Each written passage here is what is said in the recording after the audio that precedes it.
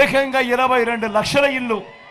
నేను అడుగుతా ఉన్నా, ఇక్కడ ఉన్న ఇన్ని వేల మంది నా అన్నదమ్ములను అడుగుతా ఉన్నాను, నా అక్క చెల్లెమ్మలను అడుగుతా ఉన్నాను, గతంలో ఎప్పుడైనా ఈ పథకాలు అందాయా అని అడుగుతా ఉన్నాడు మీ బిడ్డ. అన్న జరిగాయా? జరిగాయక్క? జరిగాయక్క? జరిగాయ తమ్ముడు? జరిగాయ తమ్ముడు? అవ్వ తాతలకు గతంలో ఎప్పుడు జరగని విధంగా అవ్వ తాతలకు పెన్షన్,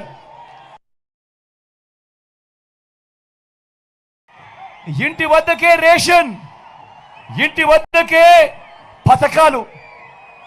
నేను అడుగుతా ఉన్నా, ఇప్పుడు ఇలా జరుగుతా ఉన్న కార్యక్రమాలు, ఇంటికే పెన్షన్, ఇంటి వద్దకే రేషన్, ఇంటికే పౌర సేవలు, ఇంటికే పథకాలు, ఇలా మీ ఇంటికే వచ్చే కార్యక్రమం ఇంతకు ముందు ఎప్పుడైనా జరిగిందా అని అడుగుతా ఉన్నాడు మీ బిడ్డ. అన్న జరిగిందా? గతంలో ఎప్పుడైనా జరిగిందా అన్న? జరిగిందే తమ్ముడు? జరిగిందే అక్క?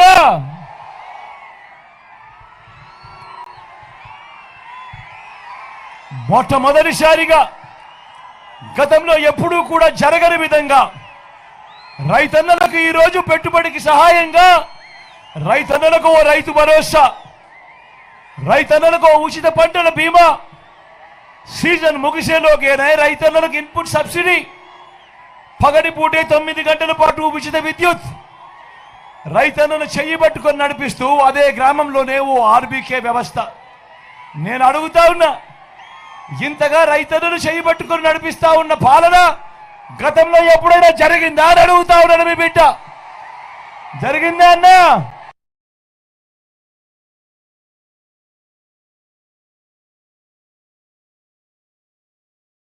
జరిగిందా అక్క?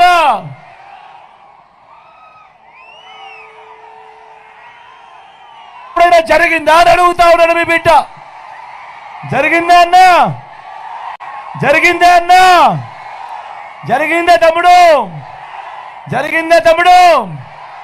జరిగిందా అక్క?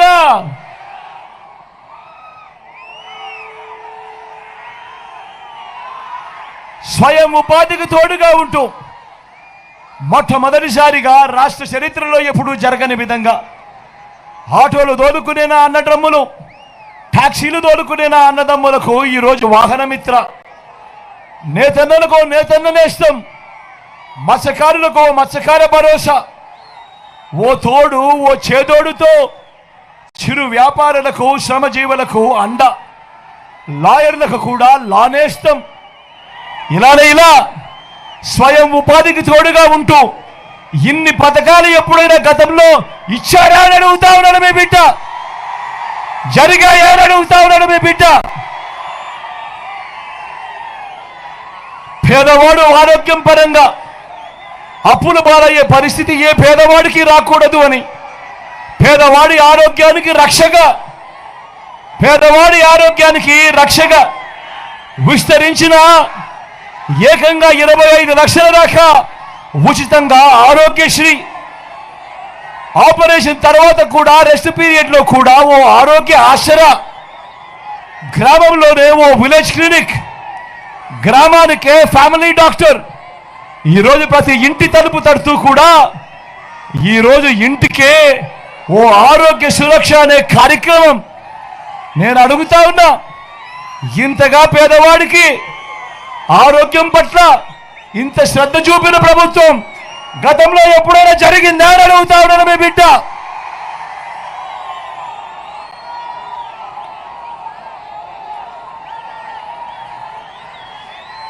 వీటి అన్నింటికీ